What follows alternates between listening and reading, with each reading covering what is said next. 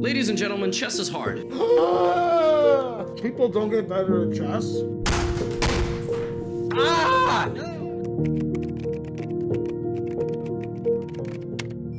So listen, there's a reason why they say breaking the 1000 ELO mark is hard. And I can say it myself. You've just begun your chess journey. At this stage, nobody knows how to play chess. It seems like the main factor to escape the chess underground is studying 5H per day. But it's easy, actually. It's all based on learning a few key principles and playing every day. At the end of this video, I included the free training plan for you.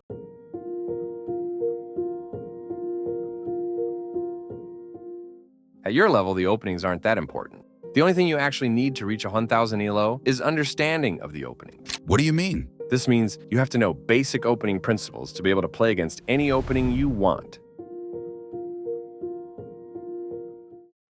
It's as simple as it sounds. You just need to try to put your pawns in the center and develop your pieces in the way where they control these squares. Having control of the center helps you maintain the space advantage and develop your pieces, but that's the next point.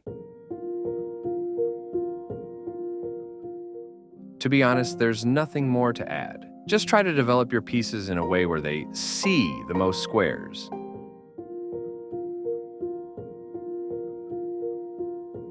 The Russian chess school says, when you can castle, castle. Yeah, this sounded better in my head. But anyways, when you play, you should keep your king safe no matter what. Because if you don't, yeah, we don't want that. But what do I do after that? Now you play chess?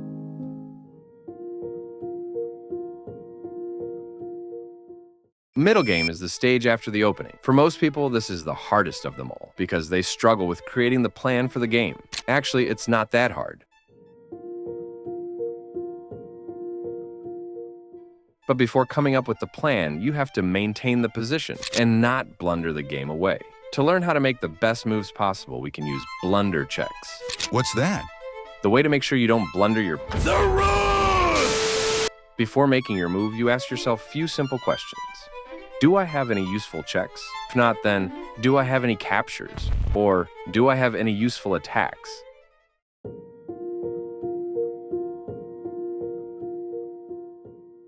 Endgame is the last stage of the game. Usually the ability to play it accurately results in winning the game or not. On your rating level, I'd focus on two simple things: simplifying and having an active king.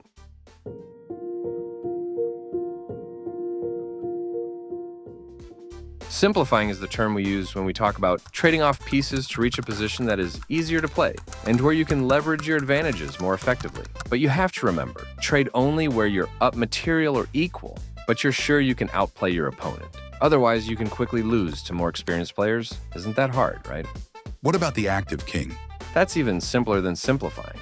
You just have to keep your king in an active position. When the king is placed near the center of the board, it allows to influence more squares and participate in both attacking and defending maneuvers. You can have lots of benefits of an active king, such as supporting pawn advances, dominating key squares, or opposing the enemy king.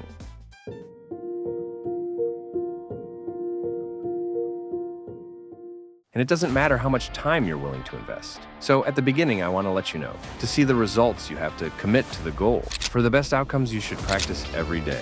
First, you must decide how much time you will spend per day for chess. It shouldn't be too much, but also it shouldn't be 5 minutes. Find the sweet spot where it suits your daily schedule. When you know how much time you'll spend on quote-unquote studying chess per day, we can decide where we allocate it. At the beginning of every chess session, you should warm up. The best way to do that is by solving puzzles. And the best puzzles for you can be found on chess.com. Here you can solve rated puzzles to improve your calculation skills and solve puzzle rushes to train your pattern recognition. You will skyrocket your ELO immediately. If you're interested in getting their membership plan, don't forget to use my link from the description. It's a great offer for beginners. But why do I even solve puzzles? That's simple. You learn to recognize basic tactics, which you can use later in the game. Secondly, you're developing your counting abilities. So before every chess session, you should do 10-15 puzzles 500 or 1000 ELO lower than your actual puzzle rating. I recommend a few puzzle streak runs. This helps you see more tactics in games. Additionally, you should solve 5 to 10 puzzles on your rating level for calculation practice. If you want to know how you should solve puzzles, subscribe. And when I'll make a video about it, you'll be first to know.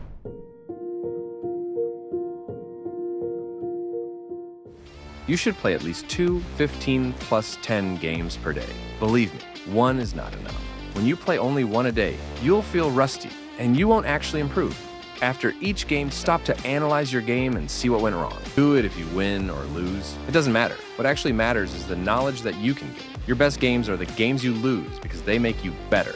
I'll actually be doing a video about analyzing your game, so subscribe.